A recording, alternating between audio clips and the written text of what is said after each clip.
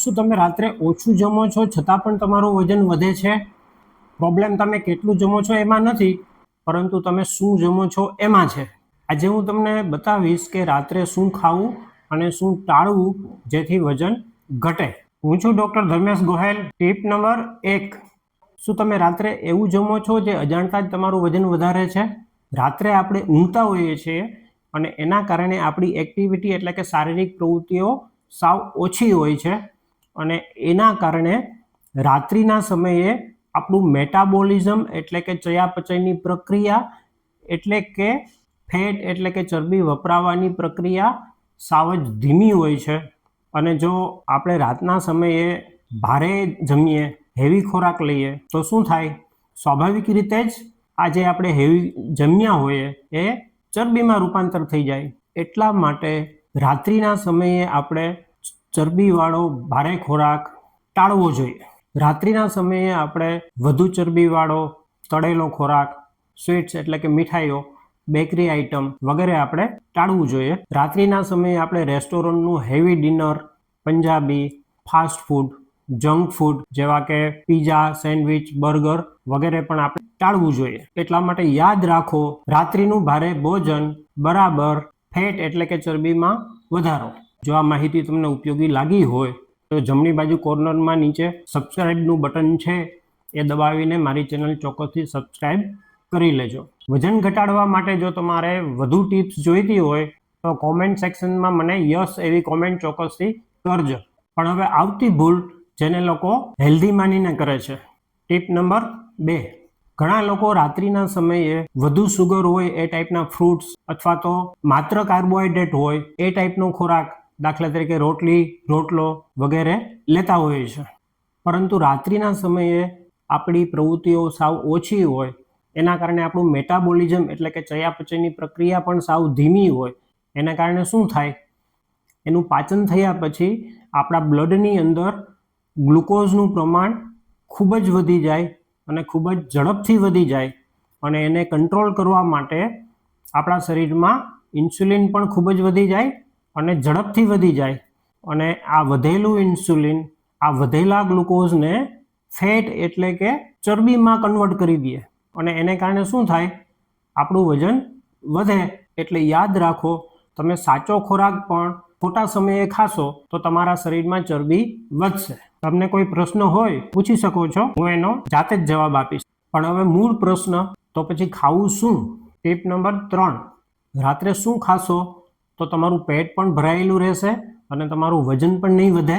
પ્રોટીનનું પાચન ખૂબ જ ધીરે ધીરે થાય અને એના કારણે આપણા બ્લડની અંદર ગ્લુકોઝ પણ ધીરે ધીરે વધે અને એને કારણે આપણું પેટ લાંબા સમય સુધી આપણે ભરાયેલું લાગે અને એને કારણે આપણા શરીરમાં ફેટ સ્ટોરેજ એટલે કે ચરબીનું સ્ટોરેજ નહીં થાય. એવી જ રીતે ફાઇબર એટલે કે રેસાના કારણે પણ આપણા બ્લડની અંદર જે ગ્લુકોઝનું શોષણ એટલે કે એબ્ઝોર્પ્શન થાય એ સાવ ધીરે ધીરે થાય અને એને કારણે આપણા બ્લડની અંદર ગ્લુકોઝ ખૂબ ઝડપથી વધતું નથી અને એને કારણે આપણા શરીરમાં ફેટ એટલે કે ચરબી પણ જમા નથી થતી. એટલા માટે રાત્રિના સમયે આપણે પ્રોટીન મળે એવો ખોરાક, દાખલા તરીકે કઠોળ છે, દહીં છે, પનીર છે, ટોફુ છે વગેરે આપણે લેવું જોઈએ.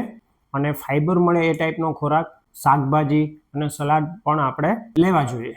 આ પ્રોટીન અને ફાઇબરનું કોમ્બિનેશન તમને લાંબા સમય સુધી ફૂલ રાખે છે અને પછી તમને રાત્રે વારંવાર ભૂખ પણ લાગતી નથી. ક્રેવિંગ્સ એટલે કે ફરી જમવાની કે ફરી નાસ્તો કરવાની તીવ્ર ઈચ્છા પણ નથી થતી. યાદ રાખો, પ્રોટીન વત્તા ફાઇબર એટલે કે રેસા બરાબર ફેટ લોસ એટલે કે ચરબી ઓછી થવી. મારું ધ્યેય એવું છે કે આપણા ભારતના લોકો, ગુજરાતના લોકો વધુને વધુ તંદુરસ્ત બને. વજન કેમ ઘટાડવું એના વિશે મેં અત્યાર સુધીમાં ટોટલ 6 વિડીયો બનાવ્યા છે અને આ તમામ વિડીયોનું મેં એક પ્લેલિસ્ટ બનાવી અને કોમેન્ટ સેક્શનમાં મૂકેલું છે.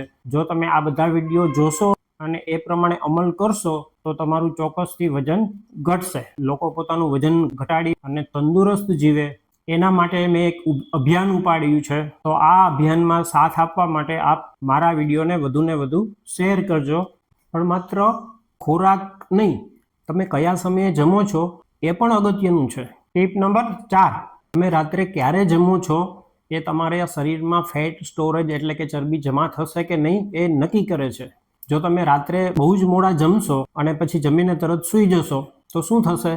તમે જે કંઈ પણ જમ્યા હશો અને પછી સૂઈ જશો એટલે કે તમારી એક્ટિવિટી એટલે કે શારીરિક પ્રવૃત્તિઓ સાવ ઓછી થઈ ગઈ અને એને કારણે શું થાય? તમે જે કંઈ પણ જમ્યા હોય એ બધાના કારણે તમારા બ્લડની અંદર ગ્લુકોઝ ખૂબ જ વધી જાય અને ખૂબ જ ઝડપથી વધી જાય અને એને કંટ્રોલ કરવા માટે ઇન્સ્યુલિન પણ ખૂબ જ વધી જાય અને ખૂબ જ ઝડપથી વધી જાય અને એના કારણે તમે જે કંઈ પણ જમ્યા હો એ બધું ચરબીમાં ફેરવાઈ જાય.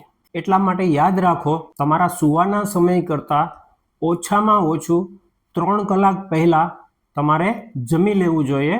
એટલે કે સાંજે 7-8 વાગ્યા સુધીમાં તમારે જમી લેવું જોઈએ. જો તમે વહેલા જમી લેશો અને એના 3 કલાક પછી તમે ઊંઘ કરશો તો તમે જે જમ્યા હશો એ બધું પાચન થઈ ગયું હશે અને એને કારણે તમને ઊંઘ પણ ખૂબ જ સરસ આવશે. એટલે યાદ રાખો, રાત્રિનું મોડું ભોજન બરાબર ફેટ સ્ટોરેજ એટલે કે શરીરમાં ચરબીનો વધારો. હવે છેલ્લી ટીપ જે ખૂબ જ પાવરફુલ છે, ટીપ નંબર 5. આ એક જ ટીપ તમે ફોલો કરશો તો પણ તમને તફાવત દેખાશે. રાત્રિના સમયે પ્રમાણમાં ઓછું અને સરળતાથી પાચન થાય એ ટાઈપનો હળવો ખોરાક લેવો. જો તમે આ રૂલ ફોલો કરશો તો તમારું પાચન પણ સરળતાથી થઈ જશે, તમને ઊંઘ પણ સરસ આવશે અને તમારું વજન પણ નહીં વધે. આ એક સરળ વસ્તુ તમને લોંગ ટર્મમાં ઘણો ફાયદો કરાવશે. વજન વધે છે કે ઘટે છે એને ટ્રેક કરવું પણ ખૂબ જ મહત્વનું છે અને આના માટે હું જે વજન કાંટો એટલે કે વેઇંગ મશીન ઉપયોગ કરું છું એની લિંક ડિસ્ક્રિપ્શન અને કોમેન્ટમાં આપેલી છે. જો આપને વિડીયો ગમ્યો હોય તો ચોક્કસથી લાઈક કરજો અને આવા જ પ્રકારના વિડીયો માટે મારી ચેનલને સબસ્ક્રાઈબ કરવાનું ન ભૂલતા. નમસ્કાર મિત્રો.